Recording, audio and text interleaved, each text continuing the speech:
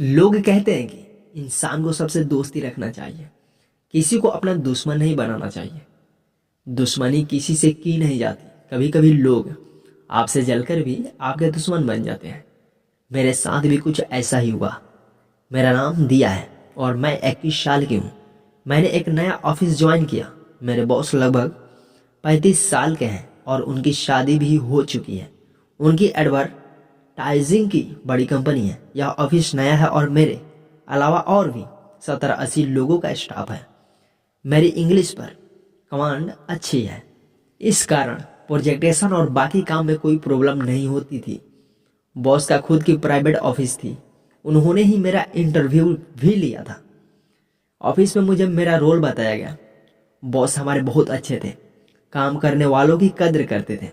कुछ ही दिनों में वो मेरे काम से प्रभावित हुए और मुझे नई नई जिम्मेदारियां देने लगे। मैंने भी उन्हें चुनौतियों के रूप में लेते हुए अच्छे से निभाया। जैसा कि मैंने पहले ही कहा था कि अगर आप अपना काम अच्छे से करो तब भी लोग आपके दुश्मन बन जाते हैं। लोग जलने लगते हैं। अगर वो आपकी बराबरी नहीं कर सकते तो फिर आपकी बुराई करके आपको परेशान करने की कोशिश करते हैं।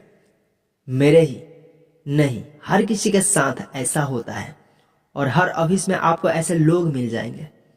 ऑफिस जब मैंने ज्वाइन किया था तभी सैलरी को लेकर बात हुई थी। तब बॉस ने कहा था कि अगर आपका काम अच्छा लगा तो 6 महीने बाद आपकी सैलरी बढ़ा दी जाएगी। बॉस मेरे काम से प्रभावित हुए और जैसा कि बात हुई थी मेरी सैलरी को बढ़ा दिया गया। अब यह बात हमारे ऑफिस के अकाउंटेंट से होते हुए ऑफिस के सारे स्टाफ तक पहुंच गई थी।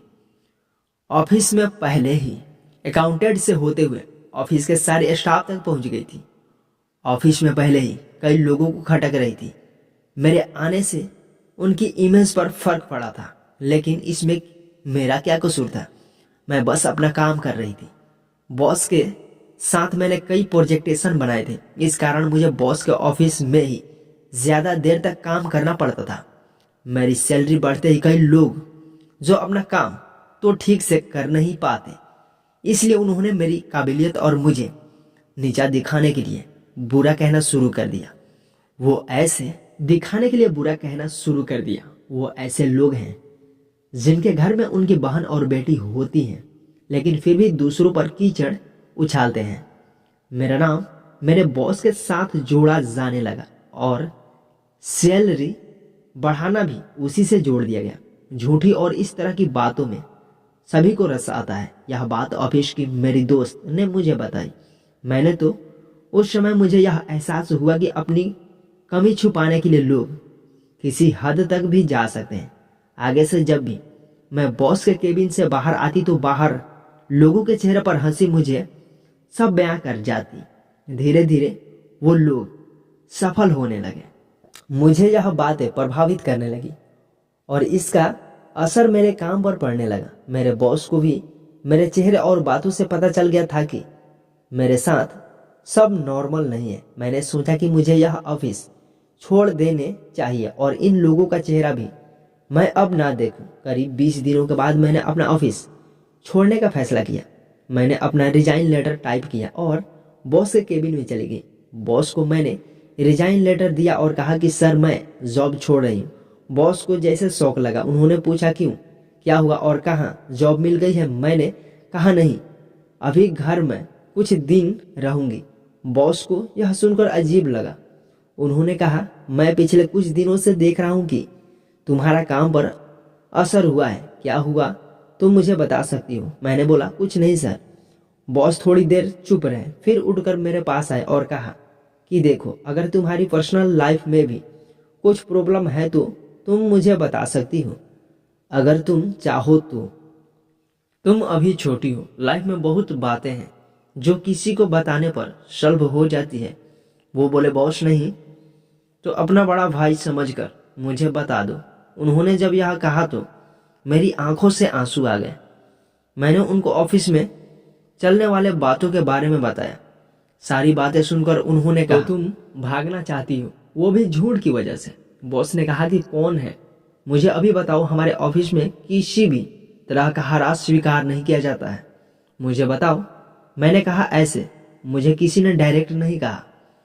उन्होंने कहा कि जाओ, लेकिन मैं इतना गारंटी से कह सकता हूँ कि जहाँ भी तुम जॉब करोगी वहाँ भी ऐसे लोग होंगे। ऐसे लोग हर जगह मिलेंगे।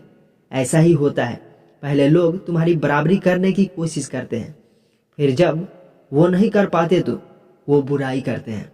फिर भी अगर तुम्हें फर्क नहीं पड़े और तुम अपना काम करती रहो तो वो हार कर चुप हो जाते हैं।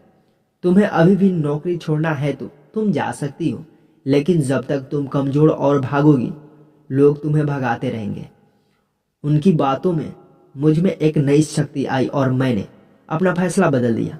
मैं अभी भी उसी ऑफिस में हूँ, लेकिन कई को छोड़ के जाना पड़ा।